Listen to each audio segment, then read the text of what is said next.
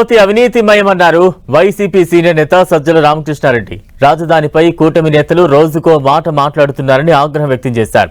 మావిగన్ అభివృద్ధి చెందడానికి అవకాశం ఉందని అభిప్రాయం వ్యక్తం చేశారు. రామకృష్ణారెడ్డి చంద్రబాబు చెప్పిన అమరావతిలో ఏముంది, రైతులకు అన్యాయం చేయడం తప్ప అంటూ విమర్శలు గుప్పించారు. ఏదైతే అసాధ్యమైన పెట్టుకొని చంద్రబాబు చేసి మొత్తం అవినీతికి స్కాములకు కావాల్సిన బ్లూ ప్రింట్ తయారు చేసుకుని చేస్తున్నాడు, అది రాష్ట్రం భరించలేదు. రాష్ట్రం భరించలేదు. అప్పు కాదు, చేతిలో ఉన్న ఎవరు బెటరు.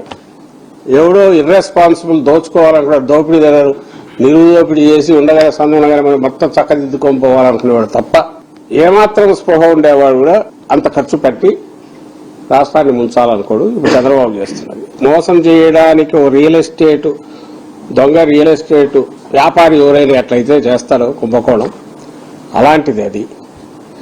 రాష్ట్రం మొత్తం భవిష్యత్తును నాశనం చేస్తుంది. అందుకు వద్దు, దాంట్లో 10% ఇక్కడ సులభంగా అవుతుంది అనేది ఆయన తీసుకొచ్చింది. కన్సిస్టెన్సీ లేది, లేదా పూటకొక మాట మార్చింది. వాళ్ళ కన్వీనియన్స్ ను బట్టి, రాజకీయ కన్వీనియన్స్ కావచ్చు, లేదా చంద్రబాబు గారి మాటల్లో అయితే ఇప్పుడు దోచుకోవడానికి మరింత విస్తృతం చేసుకోవడానికి అవసరమైన ఏర్పాటు కావచ్చు. వాళ్ళ మాటల్లో తేడా ఉంది.